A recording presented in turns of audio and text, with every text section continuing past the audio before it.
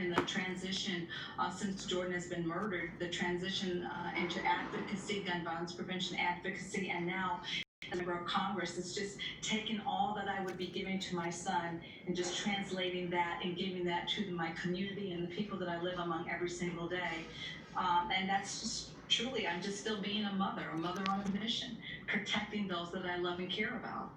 And as you're set now to release a new foreword to your book, reflecting on your time in office, what advice would you give grieving parents and the many who feel like the system has failed them when it comes to systemic racism, gun control, social justice, you name it? Do you think that despite gridlock in Washington that we might see meaningful gun control legislation in these next 4 years? I do believe that we will see changes in our gun laws. The fact that I ran on a gun safety platform here in Georgia, in a red state, and I was elected on a gun safety platform because simply no one wants to be me. I believe that things are changing. People are really looking for candidates. They're looking for representatives that stand for their morals and their values and are willing to go to bat for them in Washington to keep them healthy and to keep them safe, to make sure that their future generations are provided for. And so I really do believe that we're going to continue to see those kinds of changes, and I think that I'm a perfect representative of that. And finally, when you take your seat in the 117th Congress in January, there will be more women by your side than ever before. A record, at least 135 women and 49 women of color were elected this November. Of course, history was made with Vice President-elect Kamala Harris. Regardless of political beliefs, what message does this send to young girls out there? I think it's a phenomenal message of hope. Women and young girls, we have been the focal points of our communities and our homes doing the work. We've been in the trenches. We've been leaders not only in our homes, but in our communities, in our schools, school districts, municipalities. And so it gives a sense of hope that there's nothing that we can't do. And women have been doing the work. We balance and juggle different balls all the time. But what we do know is how to get things done. And we pick up a challenge, we move forward, and we create value for people that we love and care for. So this sends a phenomenal sense of hope to young women all across the country that would want to stand up and create value for the people that they care about in their communities and America at large. There's lots of hope because women are getting things done. Representative Lucy McBath, again, you're releasing your book next week, Standing Our Ground. Thank you so much for your time. We appreciate it. Thank you. When President Trump leaves office in just 68 days, he'll return to the world of average citizen, a world without special privileges and immunities of the presidency. And while President Trump has often been at the center of numerous lawsuits, tonight we take a closer look at the wave of legal jeopardy that could be on the horizon and why a controversial potential self-pardon might not solve every coming legal test. Here's Devin Dwyer. Hi, Donald John Trump. For years, Donald Trump has used the presidency as a legal shield. The worst presidential harassment in history. But outside the White House, a new reality awaits. He's an ordinary citizen.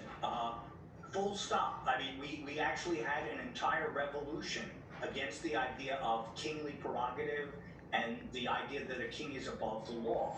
No former president has ever been criminally investigated or charged with a crime. But Trump will leave office implicated in multiple active investigations into personal conduct from before the presidency.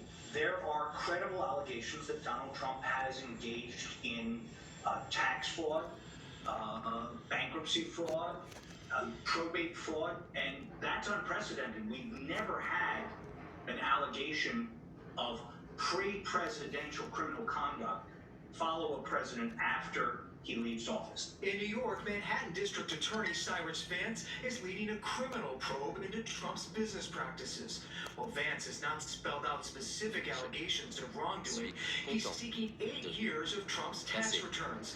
Last summer, the U.S. Supreme Court said Trump did not have immunity from subpoenas. There's no reason for the president's accounting firm, Mazars, or former accounting firm, to resist those subpoenas anymore. How critical are those documents? What could they show? The tax returns would be important for Cyrus Vance to explore, but probably triangulating those tax returns with other sources of financial information that he's been able to obtain or is still trying to obtain. Trump is the first president in 40 years to refuse to release his taxes.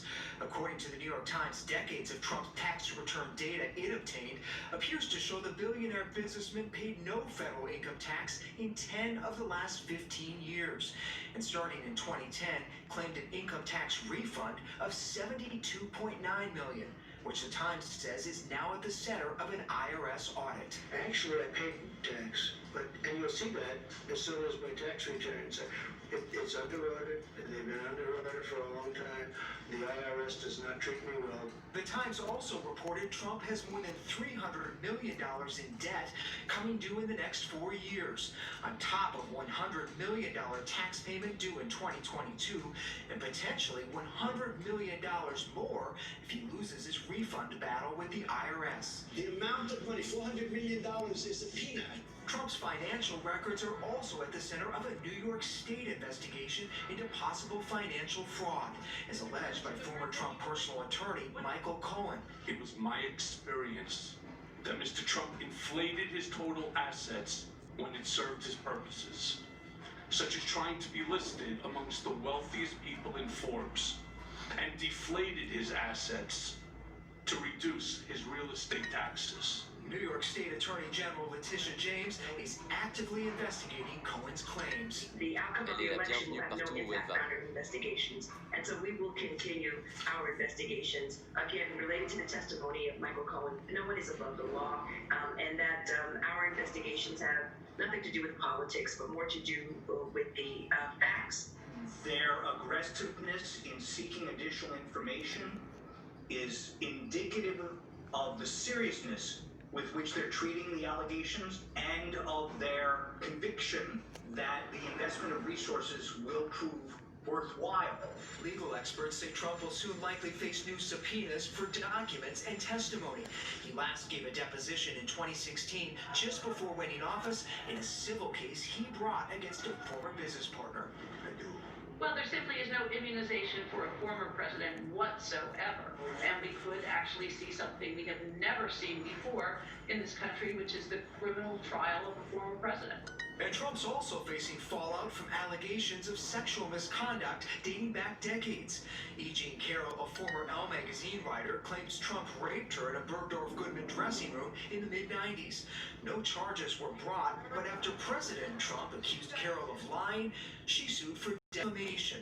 A federal judge this week said the case can go forward. I have no idea who this woman is. This is a woman who's also accused other men of things, as you know. It is a totally false accusation.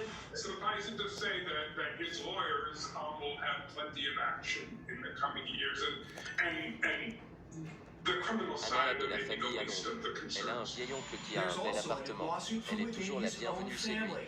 Elle a de la Ex-Mayor chance. Trump filing suit in September, alleging her uncle Donald fraudulently kept her from a financial stake in the family's business.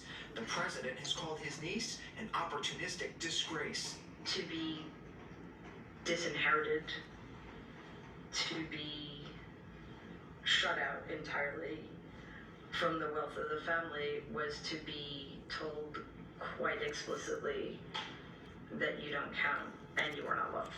As he enters the post-presidency, Donald Trump facing an unprecedented array of legal challenges. But one big unanswered question, whether the Biden administration will pile on. I will not interfere with the Justice Department's judgment of whether or not they think they should pursue the prosecution of anyone that they think has violated the law. I do believe that the Justice Department will be very leery of Elle a dit, bringing comment allez-vous, prosecutions of monsieur? the former president, especially Elle a dit, when comment the allez-vous, results of monsieur? the election have been so hotly contested by that former president. Regardless, President Trump has floated the idea of preemptively pardoning himself. And yes, I do have an absolute right to pardon myself. A right not spelled out in the Constitution and never tried before.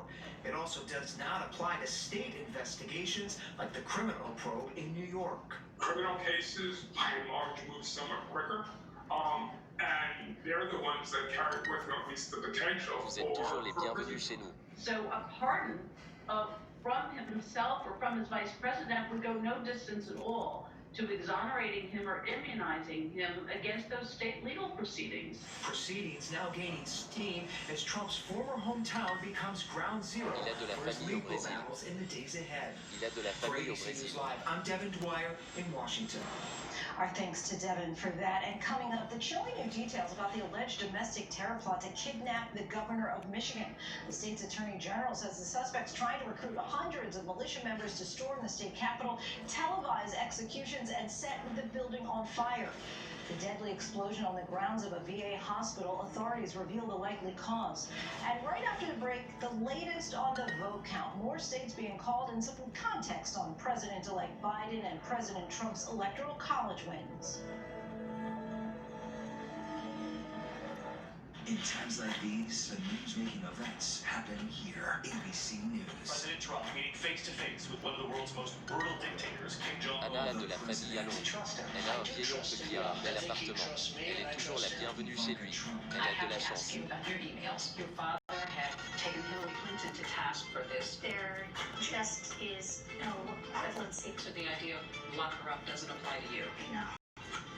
Comey. How strange is it for you to sit here and compare the president to a mob boss? Very strange. Michelle Obama. What would you tell your pre-White House self? Melania Trump.